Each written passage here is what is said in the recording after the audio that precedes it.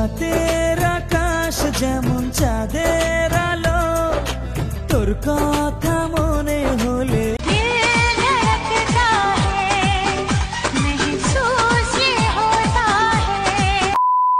Hello everyone, তোমরা হয়তো title এবং থাম্বনেল থেকে বুঝতে পেরে গেছো আজকের ভিডিওটা কাকে নিয়ে হতে চলেছে। আজকে আমি তোমাদেরকে জানিয়ে দেব যে মিথি এবং শঙ্কর এর মধ্যে ইনকামের দিক থেকে বা তাদের ফ্যান ফলোয়ার্সের দিক থেকে কে বেশি এগিয়ে রয়েছে এবং কে প্রতি মাসে বেশি টাকা ইনকাম করে, এই বিষয়ে আলোচনা করব। তো তোমরা অবশ্যই ভিডিওটা প্রথম থেকে শেষ পর্যন্ত দেখো, তাহলে বুঝতেই পেরে যাবে যে মিথি বেশি টাকা ইনকাম করে না শঙ্কর বেশি টাকা ইনকাম করে। তো চলো প্রথমে আমরা জানবো যে তাদের ফ্যান ফলোয়ার্সগুলো সম্পর্কে, মানে কার কত ফ্যান ফলোয়ার্স রয়েছে, কার কয়টি ইউটিউব চ্যানেল রয়েছে বা তাদের ফেসবুক পেজে কার কত ফলোয়ার্স রয়েছে। দেখো, ইনকাম বলতে গেলে যা যত ফলোয়ার্স বা মানে সাবস্ক্রাইবার্স রয়ে ইউটিউবে তারা বেশি ইনকাম করে থাকে, এটা কিন্তু একদমই নয়। এটা অনেকেই বলে কি যার যত ভিউজ হয় তার থেকে এরকম মানে ইনকাম হয়, কিন্তু দেখো ফ্যান ফলোয়ার যদি না থাকে তাহলে ভিউজ কিভাবে হবে। তো বলতে গেলে যার যেমন ভিউজ হয় সে তেমন ইনকাম করে। তো দেখো ফ্যান ফলোয়ার যদি বেশি না থাকে তাহলে কিভাবে ভিউজ আসবে। তো সেই জন্যই জানবো যে কার কতগুলো ফ্যান ফলোয়ার্স রয়েছে। এদিকে হচ্ছে এসআরকে শঙ্কর, এদিকে হচ্ছে মিথি। তো চলো, তো তাদের প্রথমে আমরা দেখব যে ফেসবুকে এসআরকে শঙ্কর রয়েছে 1 মিলিয়ন ফলোয়ার্স। অন্যদিকে কিন্তু ফেসবুকে মিথির রয়েছে 4,25,000 মতো। আলোচনা করবো ইউটিউবে কিন্তু এসআরকে শঙ্করের 2টি ইউটিউব চ্যানেল রয়েছে, অন্যদিকে কিন্তু মিথির মোট 3টি ইউটিউব চ্যানেল রয়েছে। এসআরকে শঙ্কর ব্লগ একটা রয়েছে, সেখানে তার সাবস্ক্রাইবার্স রয়েছে 5,29,000 এবং আরেকটি রয়েছে সেটি হচ্ছে এসআরকে শঙ্কর, যেটাকে আগে কিন্তু প্রাঙ্ক ভিডিও শ্যুট করতো, এখন সেখানে মানে শর্ট ফিল্ম আপলোড করে। তো ওখানে তার ফলোয়ার্স রয়েছে 6,78,000। অন্যদিকে কিন্তু মিথির রয়েছে মোট 3টি ইউটিউব চ্যানেল, কিন্তু বলতে গেলে দুটাতে কন্টিনিউ থাকে আর একটাতে শুধুমাত্র রিলস আপলোড করে। তো একটা হচ্ছে মিথি অফিসিয়াল, যেটা তোমরা সকলে চিনো, সেখানে প্রায় 1 মিলিয়ন কাছাকাছি হয়ে গেছে, 9,84,000 তার আরেকটা রয়েছে মিথি শর্টস, সেখানে তার ফলোয়ার্স নয় সাবস্ক্রাইবার্স। ইউটিউবে হলে সাবস্ক্রাইবার্স এবং অন্য জায়গায় যেমন ইনস্টাগ্রাম বলো আর ফেসবুকে ওখানে ফলোয়ার্স। তো ইউটিউবে তার যে মিথি শর্টস যে রয়েছে চ্যানেলটি, সেখানে তার কিন্তু 1 মিলিয়নের কাছাকাছি, এই বলতে গেলে 8 লক্ষ। বলতে গেলে কিন্তু মিথির কিন্তু দুটা চ্যানেলে মানে এসআরকে তুলনায় মিথির কিন্তু এই দুটা ইউটিউব চ্যানেলে তার সাবস্ক্রাইবার্স বেশি রয়েছে। আরেকটা রয়েছে যেটা হচ্ছে বিন্দাস মিথি, যেখানে তিনি মানে রিলসগুলো আপলোড করে থাকে, যেগুলো ইনস্টাগ্রাম রিলসগুলো আপলোড করে সেই রিলসগুলো কিন্তু এই বিন্দাস মিথিতে আপলোড করে, সেটা এখানে তার 72,000 মতো রয়েছে। তো ইউটিউবের দিক থেকে কিন্তু মিথি এগিয়ে রয়েছে তার মানে ফলোয়ার্সের দিক থেকে, আর ফেসবুকে কিন্তু এসআরকে শঙ্কর এগিয়ে রয়েছে। এরপর আমরা দেখব ইনস্টাগ্রামে কে বেশি এগিয়ে রয়েছে ফলোয়ার্সের দিক থেকে। তো ইনস্টাগ্রামে এসআরকে শঙ্করের ফলোয়ার্স রয়েছে 8,09,000 মতো। অন্যদিকে কিন্তু মিথির মানে এসআরকে তুলনায় অনেকটাই বেশি, মিথির সেখানে ফলোয়ার্স রয়েছে 2.6 মিলিয়ন। মানে ভাবো, বলতে গেলে ফ্যান ফলোয়ার্সের দিক থেকে কিন্তু এসআরকে তুলনায় মিথি এগিয়ে রয়েছে। এরপর আমরা জানবো ইনকাম বিষয়ে, মানে ইনকামের দিক থেকে কে বেশি এগিয়ে রয়েছে। কত কি বলতে বাকি, কতটা চলতে বাকি, তোর পেতে সব হারাতে যাব নিলছে নির্বাসন জানে।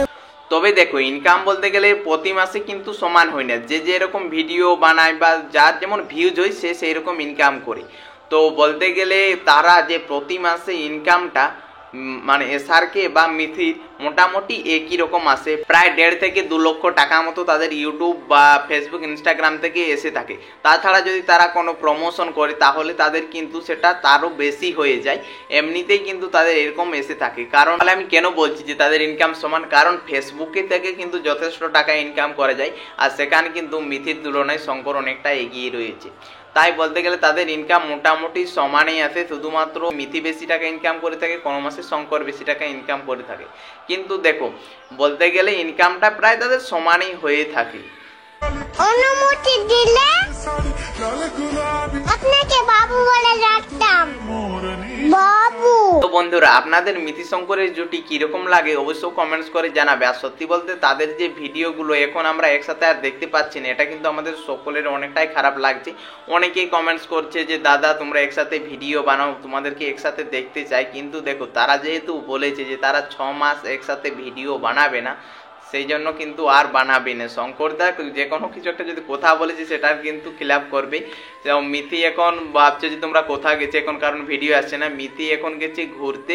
আর তোমরা হয়তো অনেকেই ভাবছো যে মিথিদি কেন ইউটিউবে ভিডিও আপলোড করছে না, কারণ মিথিদি এখন প্রতিদিন প্রায় ভিডিও আপলোড করে থাকে ফেসবুকে। যারা যারা মিথিদির প্রতিদিন ভিডিও দেখতে চাও তারা অবশ্যই তার ফেসবুক পেজে চলে যাও, সেখানে কিন্তু প্রতিদিনই শর্টস ভিডিও আপলোড করে থাকে। শর্টস বলতে ওই 2-3 মিনিটের মতন ভিডিও বানিয়ে থাকে। আর শঙ্করদা গ্রামের বাড়ি গেছে, তোমাদের সব কিছুই ভুলিয়ে দিলাম এই ভিডিওর মাধ্যমে। তো যাই হোক, তোমাদের মিথি শঙ্করের ভিডিও কেমন লাগে অবশ্যই তোমরা কিন্তু কমেন্টস করে জানাবে। আর চ্যানেলে নতুন হলে অবশ্যই চ্যানেলটি সাবস্ক্রাইব করে দেবে। তো চলো আমি এই ভিডিওটা কন্টিনিউ করছি, একটা আমি ব্লগের মতো করব এরপর। তো অবশ্যই পর্যন্ত দেখো, এরপর আমি এই ভিডিওটাতে একটা মানে ব্লগ করব। তো অবশ্যই তোমরা ভিডিওটা শেষ পর্যন্ত দেখো। তো তোমাদেরকে আমি দেখিয়ে দিচ্ছি আমি কোথায় ভিডিওটা শ্যুট করছি। তো এই যে দেখতে পাচ্ছ আমি এখন শ্যুট করছি, আমরা শ্যুট করছি। এই যে দেখতে পাচ্ছ এইখানে স্ট্যান্ডকে দিয়েছি, আর এই সাইডে আমি এখন বসে বসে শ্যুট করছি। আর তোমরা ভাবছো যে আমি খাতা নিয়ে কি করছি, কারণ খাতাতে আমি কিছুটা স্ক্রিপ্ট লিখে রেখেছি। কারণ দেখো তাদের যে সাবস্ক্রাইবার্স বা ফলোয়ার্স সংখ্যাগুলো ওগুলো তো আমার একদম মুখস্থ নেই, মানে এখন জনটা চলছে সেইটাই বলতে হবে, সেই জন্য এখানে কিছু নোটস করে রেখেছি। তো সেইগুলোই একটু মানে দেখলাম ভিডিও করার সময়, কারণ আমার হয়তো মনে আছে যে তার ফেসবুকে 1 মিলিয়ন সেদিন পার হয়ে গেছে। দেখুন আরও তো বাড়তেও পারে, সেই জন্য কিন্তু একটু নোট করে নিয়েছিলাম। আর একটা কথা কি বললো, যে কলম পড়েছে। তো এখানে তোমরা অনেকেই জানো যে আমি যে উপরটা নেই, কারণ আমাদের এই বছর এত পরিমাণে যে ঝড়ো বাতাস দিয়েছিল, যার কারণে আমাদের উপরে যে ছানটা গোটায় উড়িয়ে নিয়ে চলে গেছে। এটা আমি একটা ভিডিওর মধ্যে জানিয়েছিলাম, তবু এই ভিডিওটাতেও তোমাদেরকে আরেকবার বলে দিলাম। কারণ আমাকে অনেকজনে কমেন্টস করতেছিলে যে যেখানে ডান্স ভিডিও এখানে আমি বেশিরভাগ বানাই, যেগুলো আমার মন্টু ভাই শর্টসে পেয়ে যাবে। তো সেই সময় অনেকেই কমেন্টস করেছিলে যে তোমাদের উপরটা নেই কেন। তখন আমি বলেছিলাম যে আমাদের এরকম ব্যাপার, একটা ঘূর্ণিঝড় এসেছিল, সেই সময় এগুলো উড়িয়ে নিয়ে গেছে। এই যে দেখতে পাচ্ছ এখানে টিনগুলোকে রাখা হয়েছে। আর দেখো মানে পাইপগুলোকে দেখুন কীভাবে দুমড়ে মুচড়ে একাকার অবস্থা করে দিয়েছে।